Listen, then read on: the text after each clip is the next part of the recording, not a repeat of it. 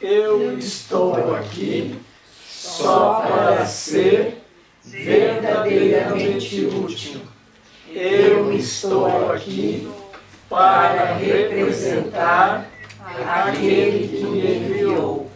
Eu não tenho que me preocupar com o que dizer ou o que fazer, porque aquele que me enviou me dirigirá. Eu estou contente em estar aonde quer que Ele deseje, sabendo que Ele vai comigo.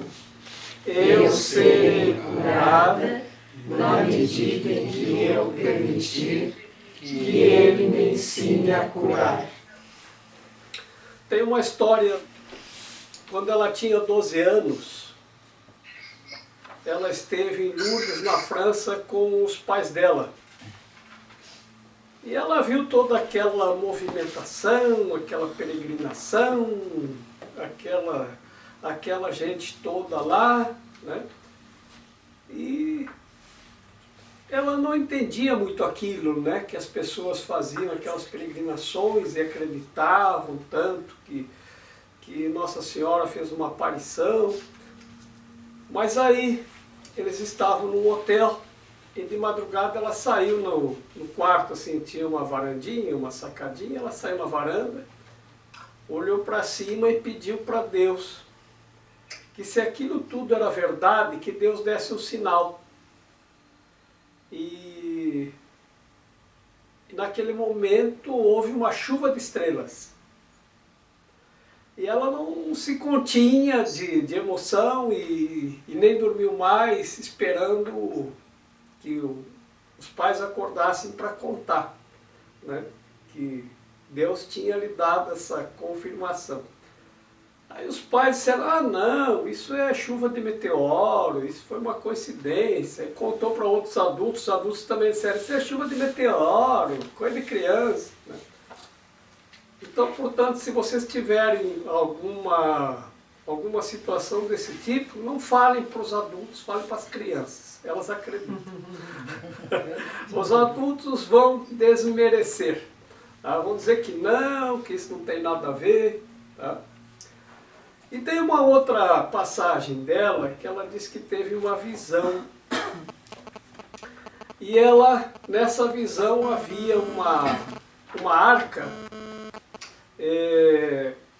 E dentro da arca havia um livro de capa escura, onde estava escrito na capa Asclépios. Asclépios é o nome que os gregos davam a Imhotep, o egípcio, que é o considerado o deus da medicina, portanto Asclépios também é considerado o deus da medicina, porque são a mesma pessoa. O Imhotep, ele era um egípcio, ele era considerado o deus da arquitetura e da medicina. Não que quando lá se fala o deus da, é assim, não que considerassem ele como um deus, mas quando se fala nisso, é a expressão de que Deus se manifestou através dele e, portanto, estava nele. Por isso, Deus da medicina, a medicina se manifestou, a medicina divina se manifestou através de Imhotep, mais ou menos nesse sentido. Não que o considerassem como sendo o Deus, não, mas uma manifestação divina. E, como sabemos que nesse caso, a pessoa está conectada a Deus e é parte da mente de Deus, então a gente compreende o que querem dizer com isto. É atribuído a Imhotep que ele tenha escrito um livro chamado o Livro do Conhecimento. E esse livro era considerado o livro mais sagrado do Egito. e ele estava guardado em uma arca em Rabá, no Egito, e o rei Davi teve lá uma batalha, lá, uma guerrinha lá com aquela região do Egito, e ele ocupou aquela área. E um dos seus sacerdotes falou para ele dessa arca, dessa arca sagrada que continha esse livro sagrado do conhecimento. E o rei Davi mandou que procurassem e trouxessem essa arca. E trouxeram até ele essa arca, que continha esse livro sagrado do conhecimento, que teria sido escrito por Imhotep, que os gregos chamavam de Asclépios, o Deus da medicina, a manifestação da medicina. Até aí a gente sabe da história desse livro. Depois, a gente não tem mais conhecimento do paradeiro desse livro. Esse livro, eu tenho convicção que Salomão, o rei Salomão, filho de Davi, leu. Porque todo o que se sabe a respeito de Salomão indica que ele tenha lido esse livro. Eu acredito que esse livro que nós estamos estudando seja uma reedição do livro do conhecimento, que foi, então, na época escrito por Imhotep, que era esse tal livro sagrado que era guardado num templo em Rabá, no Egito, dentro de uma arca sagrada. E aqui nós temos uma constelação no teto, para Mara, que é a constelação de Ophilcos, que por alguns é considerado o 13º signo do zodíaco. Mas como ela não aparece tão facilmente, tão constantemente, parece que os gregos retiraram alguma coisa assim, ou tentaram colocar, não sei direito a história, mas tem uma história a respeito disso, do zodíaco. Mas, de qualquer forma, essa história é irrelevante com relação ao zodíaco para o que nós estamos tratando nesse momento, não que não seja para os astrólogos. Mas essa constelação também é conhecida como a constelação de Asclépios. E quando eu estive no Egito, e nós fomos... Eu digo que eu fui convidado a primeira vez para ir para o Egito para fazer uma meditação. E eu fui convidado em uma espécie de visão que eu tive, que era para eu ir para o Egito, fazer uma meditação. E isso aconteceu quando estava num curso em milagres, estudando com o grupo do curso em milagres, e nós estávamos falando sobre o ego. E a gente estava falando e de repente a minha mente viajou. E nessa viagem eu vi a Esfinge, que está lá no Egito. E eu entendi a Esfinge. E então eu voltei talvez alguns segundos, ou sei lá quanto tempo eu fiquei que tive essa visão da Esfinge. Eu nunca tinha ido ao Egito, não conhecia nada do Egito, a não ser que tinha esfinge, as pirâmides, camelos, e era no deserto do Saara, e que os egípcios eram hereges porque adoravam o sol. E então, eu tive essa visão da Esfinge e compreendi o enigma da Esfinge. E voltei e disse isso para as pessoas: olha, eu entendi a Esfinge. Isso tem a ver com o ego.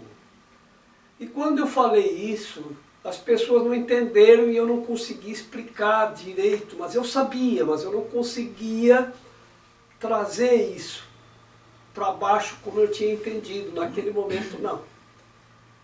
E nessa noite eu tive uma visão, bem, não, aí não foi uma visão, foi uma audição, vamos dizer assim, porque no meio da noite eu acordei e ouvi nitidamente uma voz que dizia: Jorge, vem para o Egito.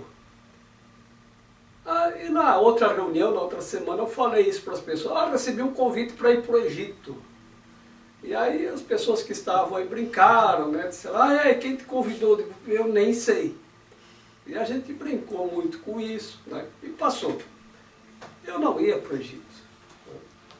Aí, passaram-se uns 2 meses por aí e aconteceu novamente. Lá pelo meio da noite eu acordei e uma voz me disse: Jorge, venha para o Egito. Eu não vou para o Egito, coisa nenhuma, o que eu vou fazer no Egito? Não tem nada para fazer lá. Um tempo depois, acho que era nos primeiros meses de 2005, estávamos aqui, nós temos cristais aqui na livraria, e um rapaz que trabalhou aqui veio com um cristal na mão e me disse: olha, Jorge, aqui dentro desse cristal tem 7 pirâmides. E tem um cristal que forma pequenas pirâmides dentro do próprio cristal.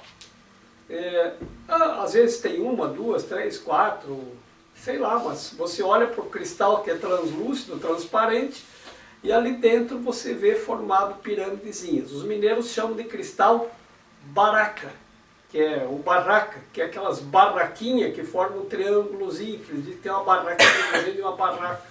Mas são pirâmides perfeitas, que estão desenhadas ali dentro. E nós começamos a olhar aquele cristal, e olhamos, e olhamos, e olhamos. E eu vou ficar com esse cristal. Se algum dia eu for para o Egito, eu vou levar ele comigo. E nessa noite aconteceu que eu estava com o cristal do lado da cama, no criado mundo, deixei ele ali, né?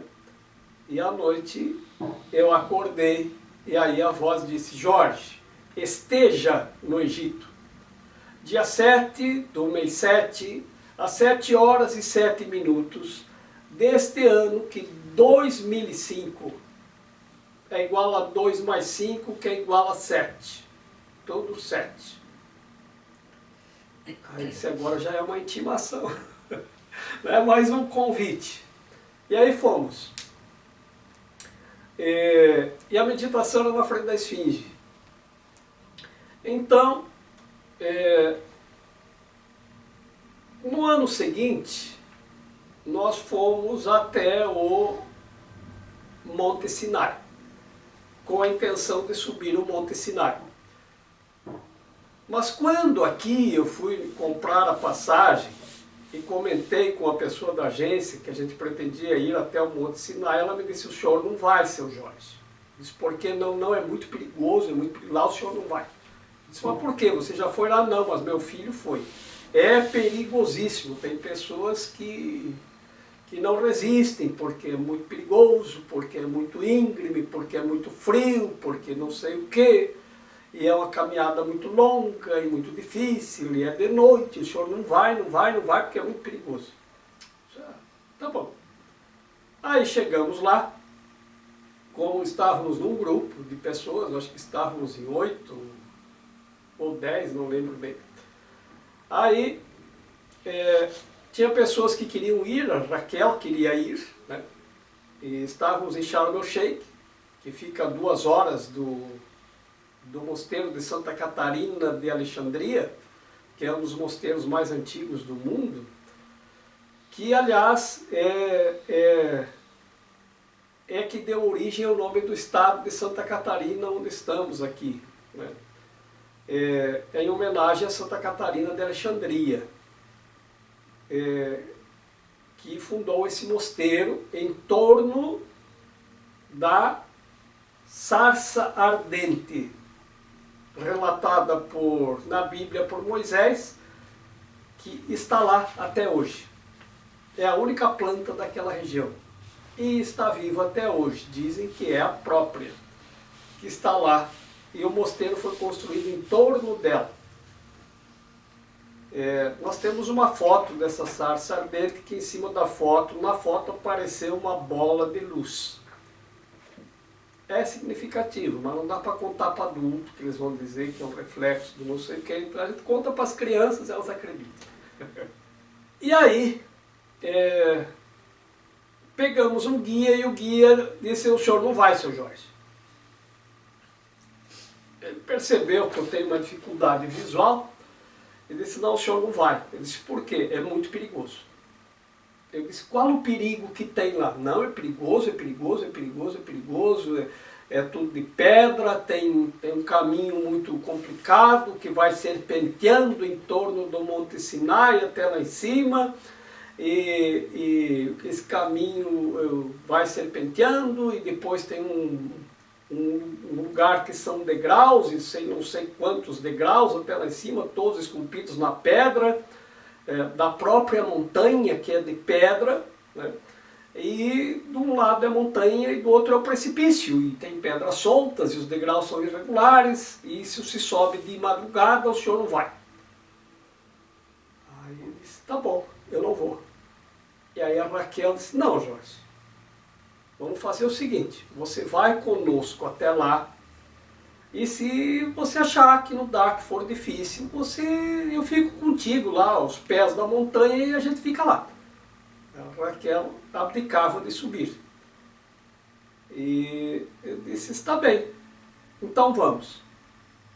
Quando chegamos lá, o guia que nos levou até os pés do Monte Sinai, nos entrega para um guia beduíno local. E esse guia era um homem grande, alto, forte, vestido com os mantos no estilo árabe, que tinha um rosário árabe nas mãos e vestia sandálias nos pés. Se apresentou como Yed. E ele se apresentou e disse, então vamos andando. E eu disse a Raquel, a gente está aqui. E Raquel, vamos. E eu fui indo. E começamos a caminhar até chegar no mosteiro, que é uma caminhada, uma meia hora mais ou menos de caminhada até chegar. Mas era uma subidinha suave, arenosa, fácil de subir, né? Eu disse, olha Raquel, se for assim eu vou, né? E a Raquel disse, vamos, então vamos, né?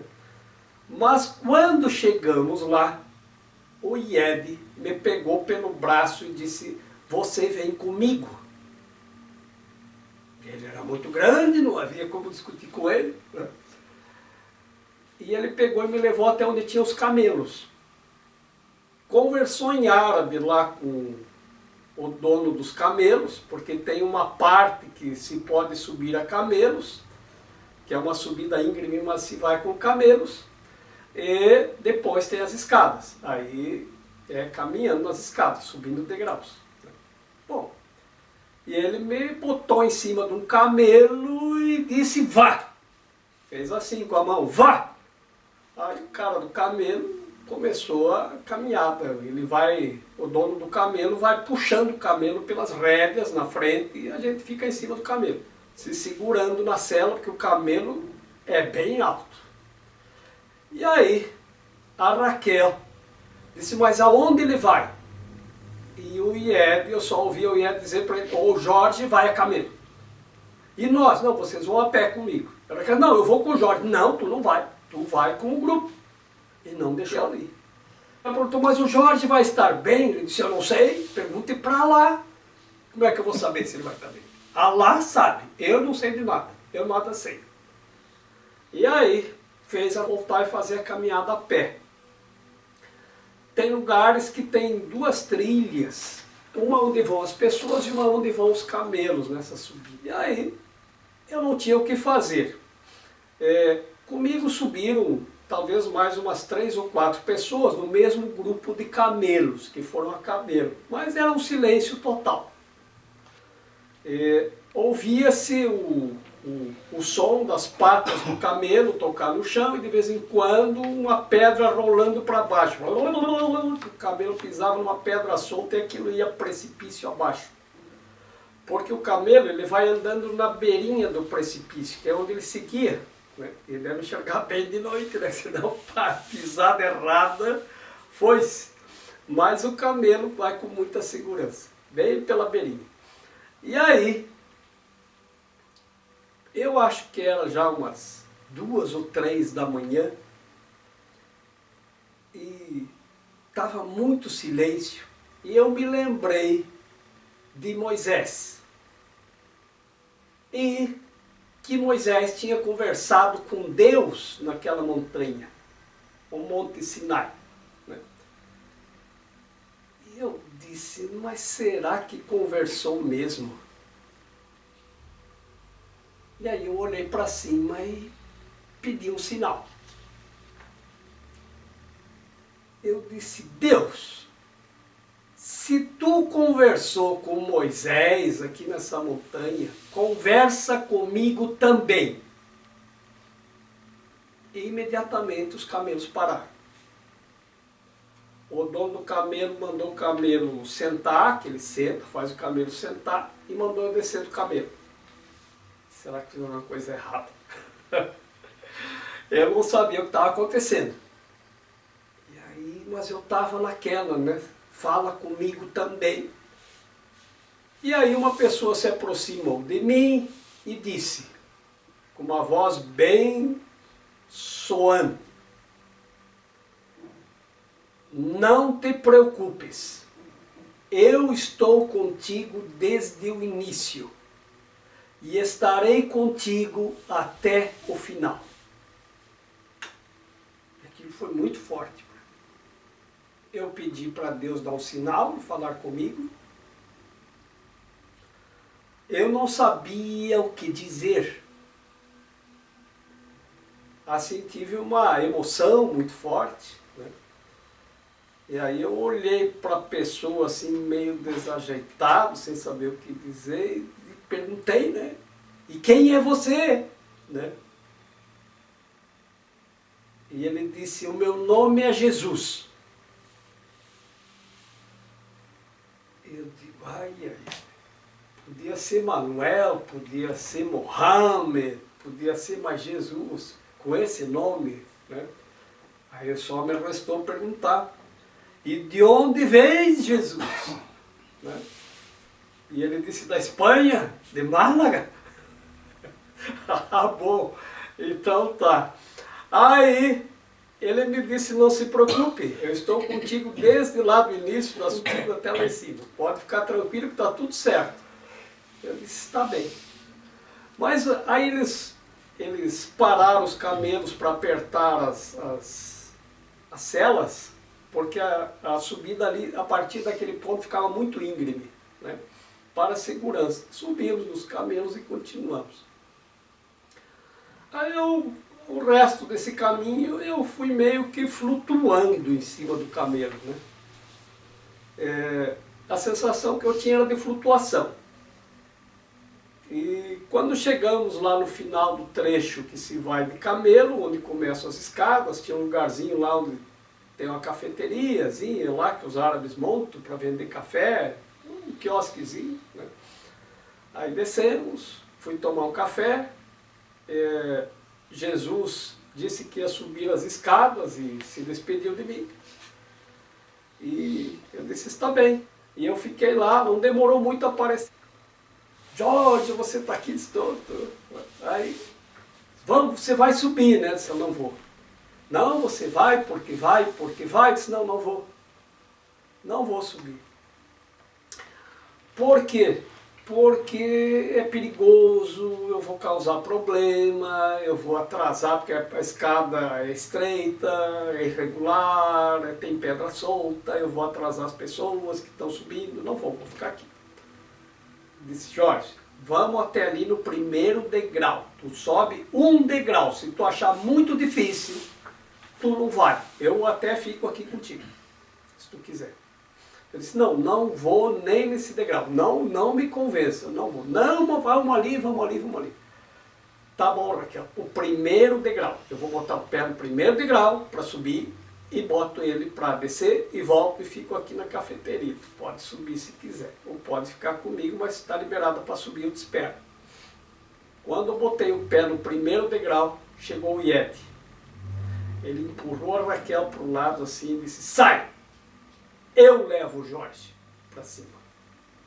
A mão do Ied era do tamanho de uma raquete de tênis, era mais ou menos essa almofada. Assim. Ele mandou que eu botasse a minha mão em cima da mão dele e agora nós vamos. Já!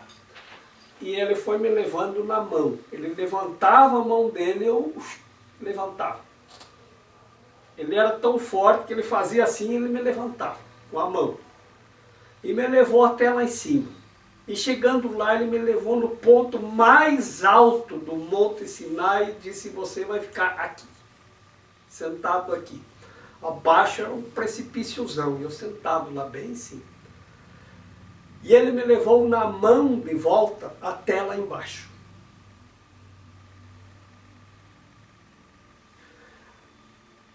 Nós fomos mais algumas vezes até o Monte Sinai. No ano seguinte, estivemos lá de novo. E eu perguntei pelo Ied, porque eu tenho muita gratidão por ele. E eu perguntei por ele pelos guias. E eles me disseram, não tem ninguém aqui com esse nome. Mas eu tinha uma foto com ele. E eu mostrei a foto. E eles me disseram, esse homem nunca existiu aqui.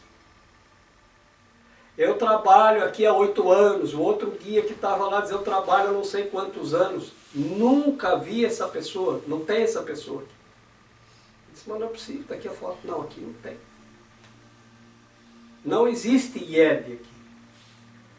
E aí, nos anos seguintes, eu sempre levava uma foto do Ied para perguntar para os guias, eles já me conheciam de novo com essa foto, não tem Ied aqui, não existe. E um dia nós estávamos colocando umas constelações aqui no céu, naquela parte ali do outro lado, com cristalzinhos. E ali tem a constelação de Vela, de Altar, de Órion, tem o Cruzeiro do Sul. E mais uma outra que eu não lembro o nome. E nós estávamos olhando na internet para encontrar constelações para botar no nosso céu. Que a gente fez umas constelações com cristalzinhos, a gente pendurou cristalzinhos no céu formando as constelações. E aí, o rapaz que estava aqui conosco disse, olha Jorge, tem uma constelação legal aqui, ó, é Ophiuchus. E aí nós ficamos, que nós estávamos escolhendo, e ele disse, olha, Jorge, tem uma coisa interessante aqui.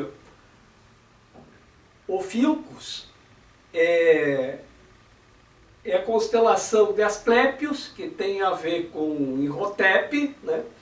É o mesmo Imhotep, e ele tem a mão que segura a serpente na cabeça e no rabo.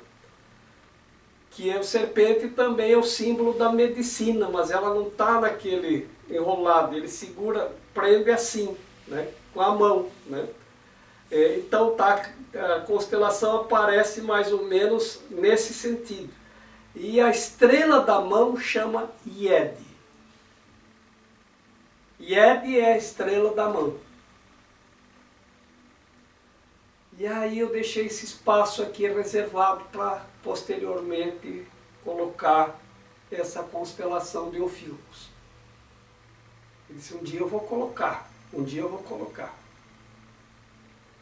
Ia deixando e nunca fiz. Bom, fizemos nesse final de semana. Aqui no alto, aqui nessa parte daqui, está a constelação de Ophiuchus. E ali naquela outra ponta tem uma outra constelação que é menor, que é a constelação do cocheiro. O cocheiro, quem lembra das histórias das diligências, era o condutor da diligência, o cocheiro. Né? Até hoje ainda se chama aquele que conduz a diligência ou a carruagem, é chamado de cocheiro. Também em espanhol, os carros, os automóveis se chamam de coche. E cocheiro é o que dirige o coche. Então é aquele que conduz a carruagem para o céu. Que também é a carta 7, para quem sabe do tarô, que também significa o início do caminho em direção ao céu. Quando nós iniciamos o caminho numa outra direção. quando nós vamos buscar outra coisa.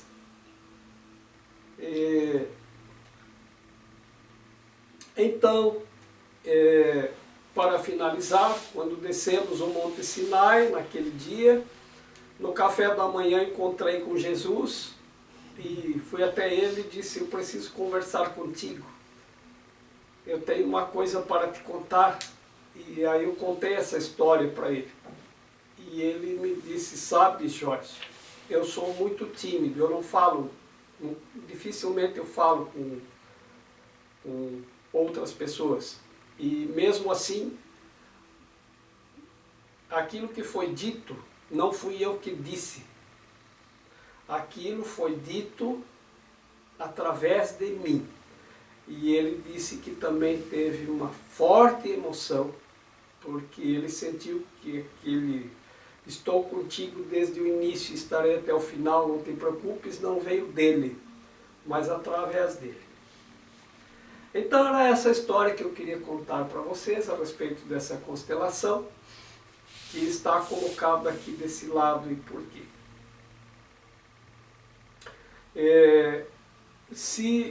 Se estou certo, convicção eu tenho de que esse livro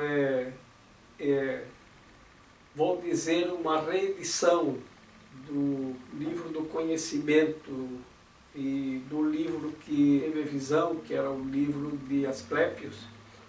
E esse livro do conhecimento é um livro escrito por Imhotep, que os gregos chamavam de Asclépios. Esse é esse livro que nós estamos tendo. Então, é de muita sabedoria. Eu estou aqui só para ser verdadeiramente útil. Eu estou aqui para representar aquele que me enviou. Eu não tenho que me preocupar com o que dizer ou o que fazer, porque aquele que me enviou me dirigirá. Eu estou contente em estar aonde quer que ele deseje, sabendo que ele vai comigo. Eu serei curada na medida em que eu permitir que ele me ensine a curar.